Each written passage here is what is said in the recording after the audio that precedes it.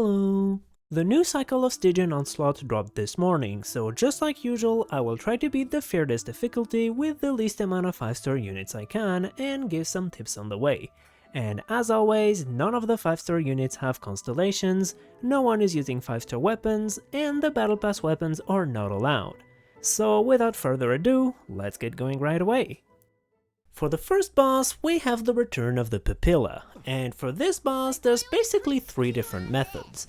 Either you play a nat 1 carry like Kanich, Mualani or Mawika, because most of the nightsoul damage you deal to the shield gets recorded and applied to the boss after you break the shield.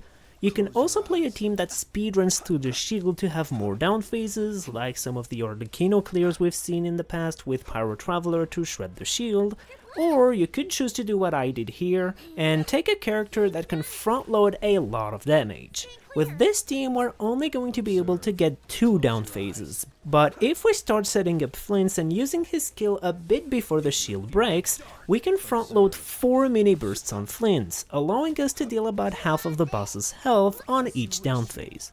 You can also do something similar with Skirk by using her hold skill to stack her burst before the shield goes down, and then doing a big burst into her normal attacks to maximize the damage you deal in the weakened window. Something you will have to be careful of throughout the whole fight though is that there's a bunch of phases where the boss teleports to annoying locations or moves all around the place during the attacks, so you will have to position accordingly and pray that he doesn't use the wrong attack at the wrong moment. Quite a few of my runs died because it decided to do the scissor attack just after I used Dino's burst, and then the boss ended up just 2 kilometers away from my only source of hydro. Anyway, I just noticed by looking back at this footage that Circles' voice has changed. I legit didn't realize it when playing Flints for like 40 minutes this morning. But anyway, after getting the shield down again, we set up all of our bursts, we do one last rotation, and finish the boss with one final mini burst. Close your eyes. For the second boss, we have the return of the Herra. Last time I cleared it with Gaming, but this time I decided to switch it up and use Arlecchino instead. The cool thing you can do with Arlecchino here is that you can pre-stack Bond of Life before being able to really deal damage to the boss, so we'll be able to do some Bond of Life optimization shenanigans once we get through the shield phase.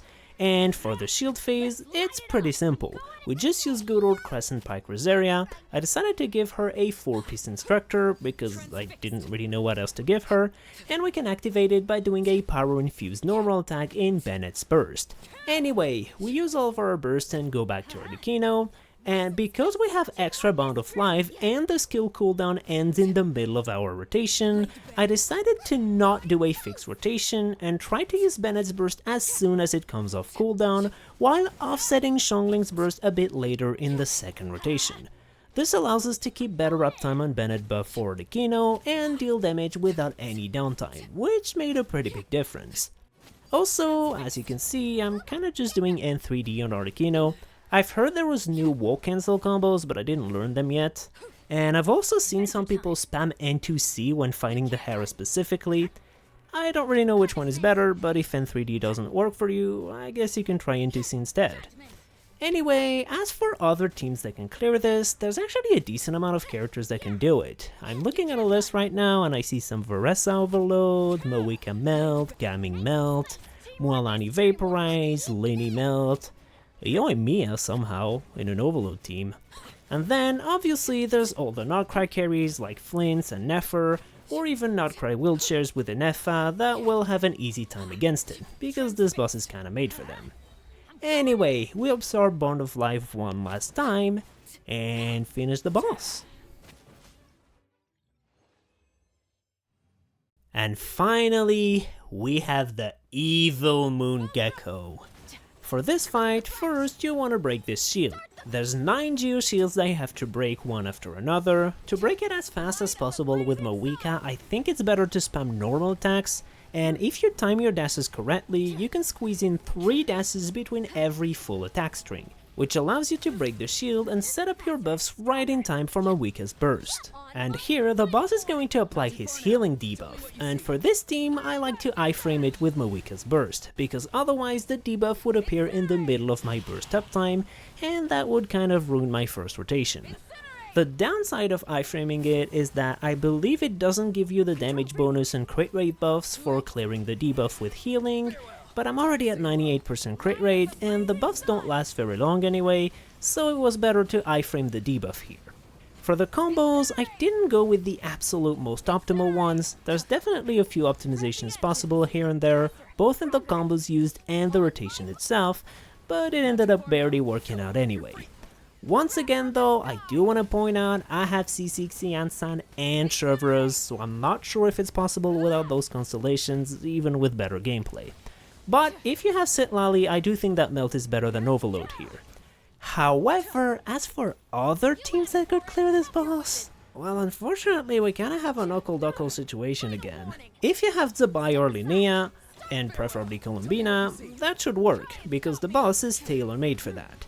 However, if you don't have any lunar crystallized teams, well, as far as I know, Mawika and Nefer are the only two characters that got a fearless clear at C0R0 investment so far, with the Nefer clear using a prototype Amber Ningguang as the healer and shield breaker. If you have a good Skirk, maybe you can try the Chongyun variant to break the shield, but I'm not sure if it can clear at C0R0. Anyway, that's it for the video. Once again, I'm kinda concerned that Mawika is barely able to clear Fearless for the second time in a row. The HP scalings are growing a bit too fast here. But anyway, keep in mind that this is day 1, so better strategies will probably be found eventually. And yeah, I hope this video helped you. You can see my builds in the background here, and I wish you good luck in your Stygian clears. Bye bye!